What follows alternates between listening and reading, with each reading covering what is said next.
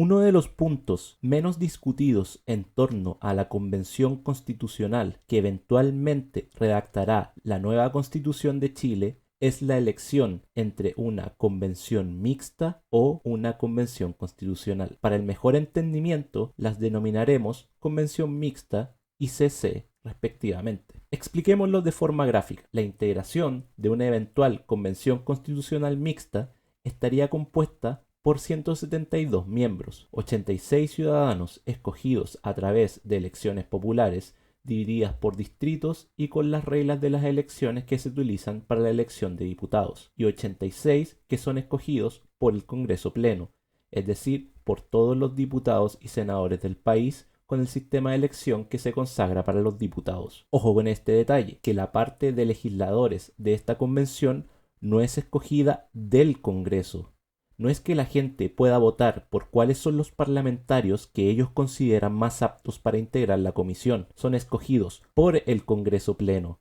haciendo ellos una elección similar a la que se hace por los diputados con listas y pactos para escoger quienes integrarán la convención. Por parte de la integración de la CC, esta estaría integrada por 155 miembros, ciudadanos electos solo para sus funciones como integrantes de la convención, los cuales se dividirían por distritos electorales bajo las reglas de elección de los diputados en nuestro país, cámara que actualmente también tiene 155 integrantes. La diferencia es clara. Una tiene una mitad de congresistas en funciones y otra mitad de ciudadanos electos para ser integrantes de la convención, mientras que por parte de la CC su totalidad de integrantes son escogidos por el pueblo. ¿Cuáles son las ventajas y desventajas de cada una? Para la convención mixta. Primeramente, la ventaja que se puede considerar es la experiencia que tienen los congresistas a la hora de decidir votaciones, la labor de legisladores y el bagaje que conllevan. Otra es la consideración que pueden tener muchas personas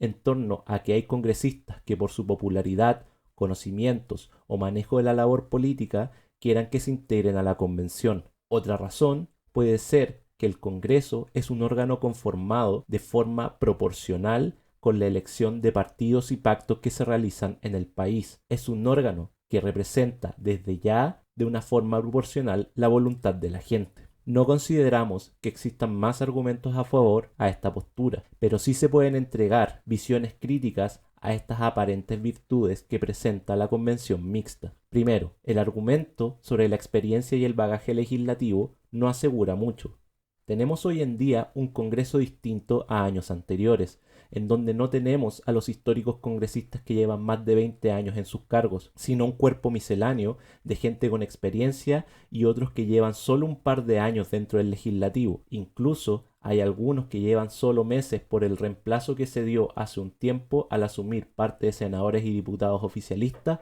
puestos de ministros de Estado. Si la gente pudiera escoger dentro del Congreso a quienes quieren, se podrían paliar estas dificultades. Pero como vimos, la integración sería escogida por el Congreso Pleno, lo cual no nos asegura a quienes escogerían los partidos para integrarla. Razones por la cual también se caería el segundo argumento, ya que el escoger una convención mixta no te asegura que aquella carta del Congreso que tú consideras apta para la convención participe de forma segura en aquella. Queda a la voluntad de los partidos y coaliciones que existen actualmente en el Congreso que pueden armar y desarmar pactos a su parecer. El tercer argumento también es aparentemente virtuoso, pero se cae si le das una vuelta de tuerca. Es cierto que el Congreso está pensado como el órgano más representativo del pueblo, al estar integrado por múltiples partidos que se supone que integran proporcionalmente a voluntad del pueblo al momento de la votación. Aún así, la última elección del legislativo no se realizó hace poco y no fue tampoco por la totalidad de sus miembros.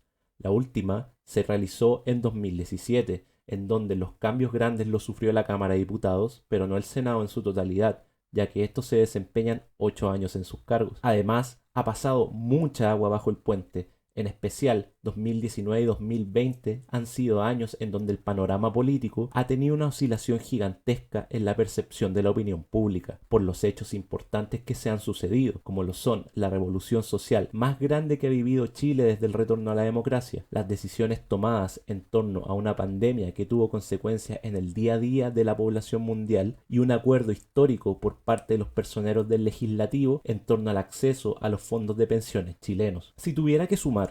Otros argumentos contrarios a una convención mixta diría que la conformación del Congreso en sí mismo no es 100% representativa, ya que el sistema que se usa para la elección de parlamentarios, si bien es proporcional, contiene un sistema de arrastres que no integra como ganador al próximo integrante de lista con más votos, sino al integrante de la lista que sea del mismo partido político que el que tenga más votos, por lo cual existen en Chile congresistas de todos los sectores políticos que tienen una votación bajísima y que son denominados la bancada del 1%, saliendo electos con menos del 2% de los votos en sus distritos, teniendo en cuenta también lo que indicamos antes sobre los reemplazos ministeriales, existiendo en el Congreso legisladores escogidos por sus partidos a dedo para reemplazar a las personas que asumen cargos en el Ejecutivo, razones por las cuales me parece injusto que dentro del Congreso aquellos legisladores tengan las mismas oportunidades de ser escogidos como integrantes de la convención mixta. Por último, es bastante perjudicial en la práctica legislativa tener personas actuando en el Ejecutivo y en la convención mixta, al tener que repartir los escogidos su tiempo entre discusiones a nivel de ley en el Congreso, al mismo tiempo de actuar como constituyentes en una convención que se conforma de forma totalmente distinta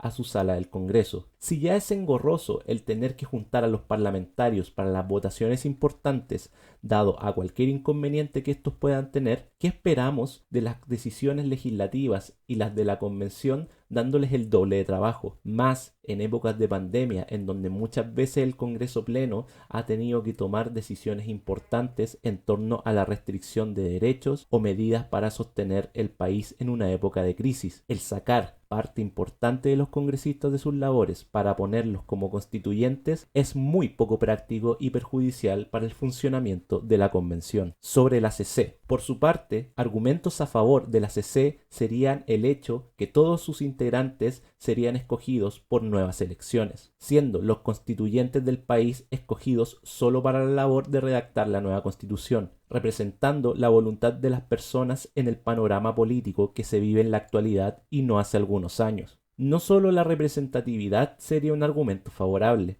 sino la dedicación que se podría poner al trabajo constituyente, pudiendo los integrantes dedicarse al 100% a la redacción del nuevo texto y tener discusiones solo a nivel constitucional. La integración estaría dada solo por la preferencia de la gente. Si la gente hoy en día desea que la convención tenga un carácter predominantemente más técnico, podría votar por integrantes más conocedores del derecho constitucional. O si aquello no es de su interés, podrían escoger personeros políticos que sean de su gusto, o actores gremiales y sociales que representen a su rubro, clase social o ideales a futuro, siendo escogidos con la única tarea de discutir el contenido de la próxima constitución. Argumentos contrarios a la CC que siempre se escuchan es el miedo que la CC sea integrada por personeros muy inexpertos en el trabajo político, que el pueblo se decante por votar por figuras populares o llamativas más que en personas que los representen ideológicamente o que tengan un currículum vasto para realizar una buena labor. Otros que lo llevan más al extremo y que dicen que a través de una conformación no controlada por políticos, el sistema chileno podría oscilar hacia cambios extremos en el sistema de legislación y el panorama económico actual, vaticinando una crisis inminente si se vota por esta opción. Sobre estos dos argumentos, decir que son meras posibilidades dentro de todo lo que puede pasar dentro de la convención, pero en específico no me parecen argumentos convincentes para votar por una asamblea mixta.